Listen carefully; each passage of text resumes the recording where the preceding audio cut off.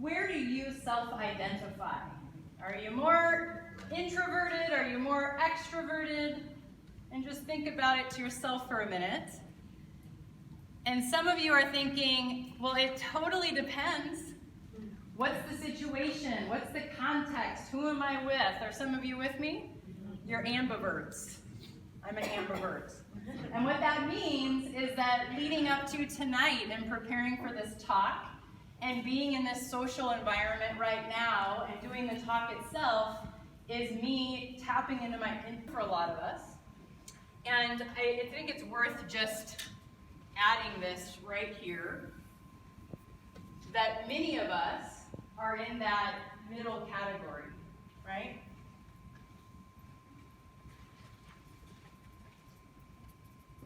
I know this is not easy to see for those of you in the back. All I'm doing is drawing this continuum, all right?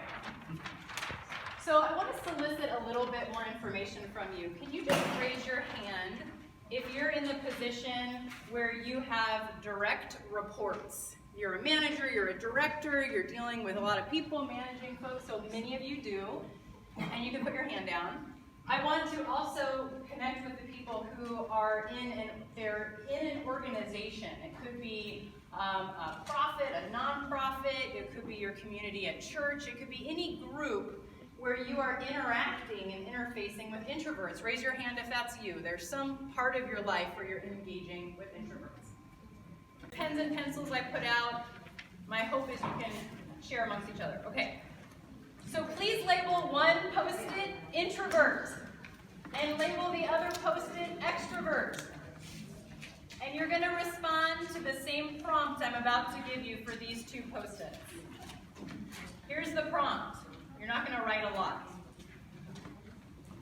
Name one quality or value that an introvert brings to a team.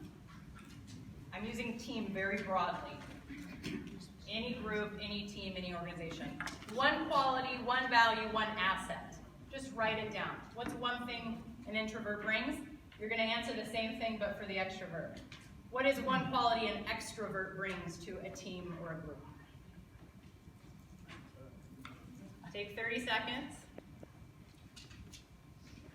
We'll keep this really simple. I want you to turn to the person next to you and take 60 seconds max just to share your ideas.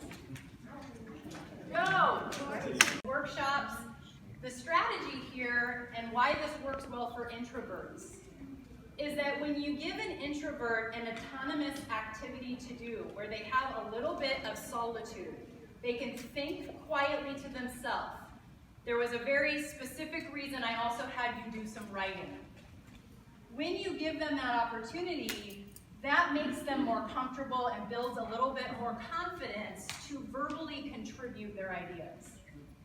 So here's how this dovetails into some best practices I want to share with you tonight. These will be brief, I don't have a lot of time. But this model of think, pair, share can be really expanded in some strategic ways.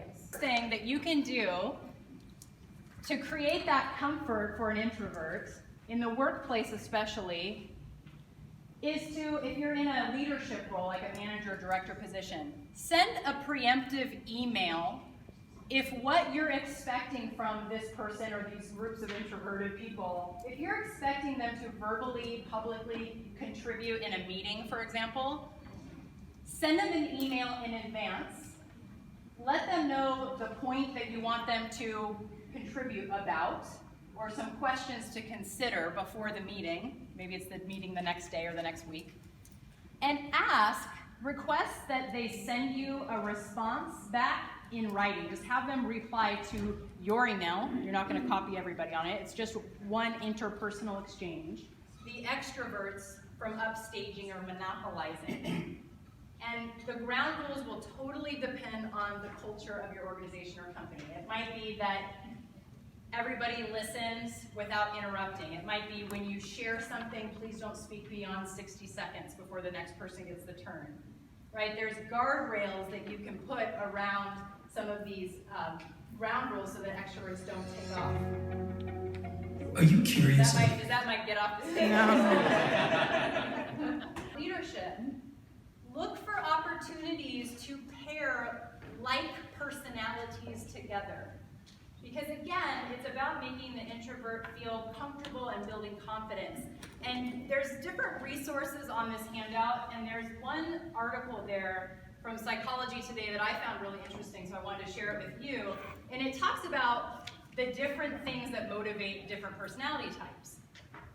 One thing that introverts generally, right, these are all generalities, but generally they're motivated by relationships, building rapport, building trust, feeling comfortable. Not to say extroverts are not, but introverts are motivated by relationships. So if you've just onboarded new talent into your company, and this person is really smart, but they're introverted, and you know that you've got some other really high-performing person already in the company who is also introverted, introduce those two, especially if you're in a leadership role.